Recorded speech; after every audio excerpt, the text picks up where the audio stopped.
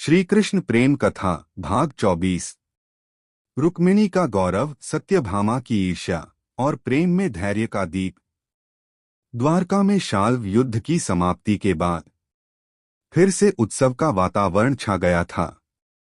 कृष्ण की विजय से संपूर्ण नगर रोमांचित था। लोग हर ओर दीप जलाकर, ढोलनगाड़े बजाकर अपने प्यारे वासुदेव का स्वागत कर रहे थे। कृष्ण रथ से उतरते ही सबसे पहले रुक्मिणी की ओर बढ़े। रुक्मिणी ने उनके चरण स्पर्श कर आंखों में छलक आए प्रेम के मोतियों को शांत शब्दों में छुपा लिया। प्रभु, आप सकुशल लौट आए, यही मेरे लिए सबसे बड़ा उत्सव है। कृष्ण ने स्नेहभरी मुस्कुराहट से कहा, रानी, इस विजय में तुम्हारे विश्वास का हिस्सा सबसे बड़ा है। रुक्मिणी का सम्मान। राजमहल में एक विशाल सभा रखी गई। राज्य के श्रेष्ठ जन, पंडित, मंत्री और सभी रानियां उपस्थित थीं। सभा में वसुकी, द्वारका के एक वृद्ध पंडित, ने घोषणा की, आज की इस विजय में माता रुक्मिणी के प्रेम, धैर्य और त्याग की भी बड़ी भूमिका है। उनके बिना कृष्ण का जीवन अधूरा है। द्वारका उनकी ऋणी है। यह सुनकर समस्त जनसमूह जय श्री रुक्मिणी के उद्घोष से गूंज उठा। रुक्मिणी विनम्रता से सिंहासन के नीचे ही बैठी रहीं। उन्हें स्वयं का श्रेय लेना कभी पसंद नहीं था। कृष्ण ने आगे बढ़कर रुक्मिणी का हाथ थामकर उन्हें अपने पास सिंहासन पर बैठाया। रानी, जहां मैं बैठूं वहां तुम्हारे बिना स्थान अधूरा है। पूरा राजप्रसाद शंखध्वनि और पुष्पवर्षा से भर उठा।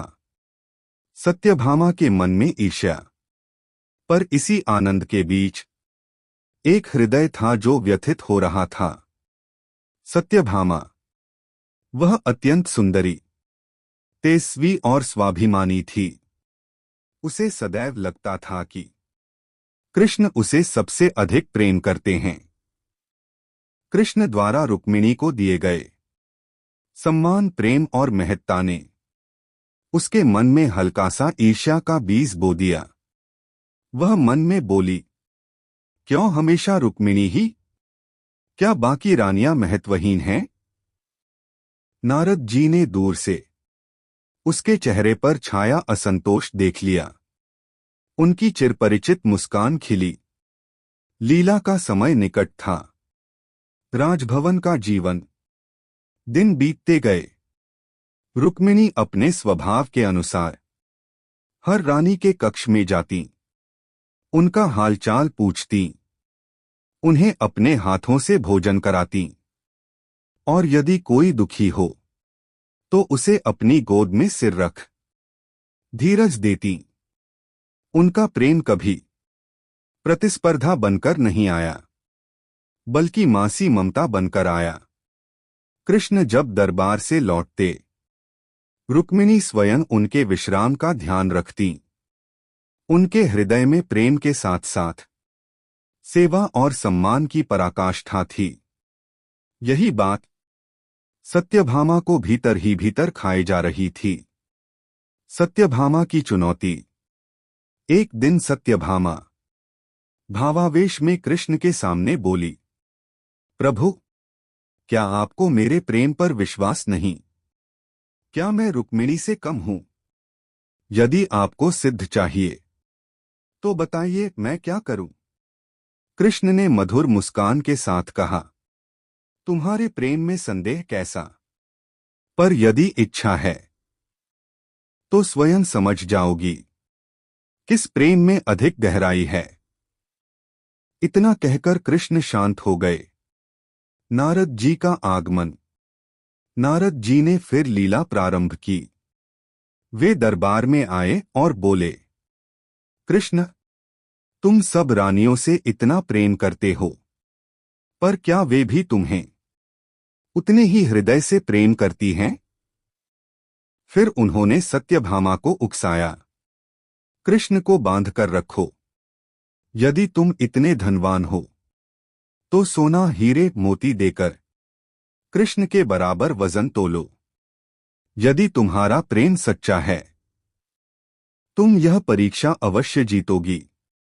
सत्यभामा ने चुनौती स्वीकार कर ली। उसे विश्वास था धन उसके पास अपार है। कृष्ण का वजन सोने से पूरा कर देना कोई कठिन काम नहीं। तुला परीक्षा। राजसभा में विशाल तुला रख दी गई। एक ओर कृष्ण बैठे, दूसरी ओर सत्यभामा ने सोना, गहने, जवाहरात ढेर लगाने शुरू कर दिए। पर आश्चर्य, कृष्ण वाला पलड़ा रत्ती भर भी नहीं हिला, बल्कि और भारी होता गया। सत्यभामा हताश हो उठी। उसने संपूर्ण राजकोष लाकर रख दिया, फिर भी तुला समान न हुई। उसके माथे पर पसीना, आंखों में असुरक्षा। अब सबकी नजरें केवल रुक्मिणी पर थीं। रुक्मिणी की सरल भक्ति। रुक्मिणी चुपचाप खड़ी थीं। उन्होंने एक तुलसी पत्ता उठाया और प्रभु के चरणों से लगाकर तुला पर रख दिया, और तुरंत कृष्ण वाला पलड़ा नीचे झुक गया। पूरा महल स्तब्ध। सत्यभामा निशब्द।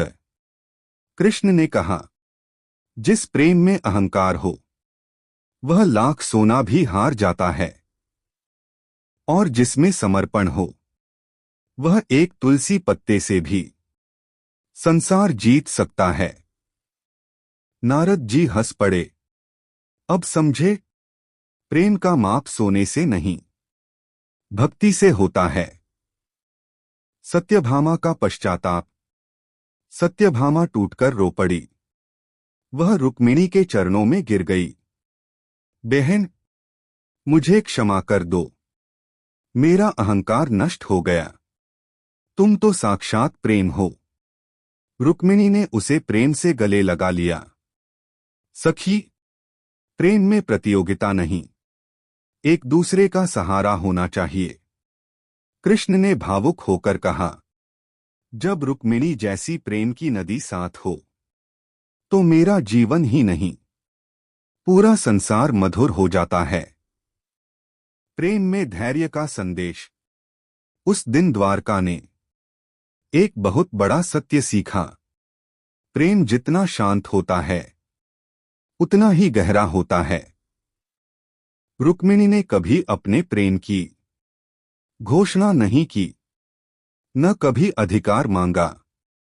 फिर भी वह कृष्ण के हृदय में सर्वोच्च स्थान रखती हैं। रुक्मिणी प्रेम का पूर्ण स्वरूप। रुक्मिणी वह प्रेम है जो समर्पण है, जो समता है, जो शांति है, जो अहंकार नहीं, केवल ईश्वर की ओर समर्पित निस्वार्थ भावना है।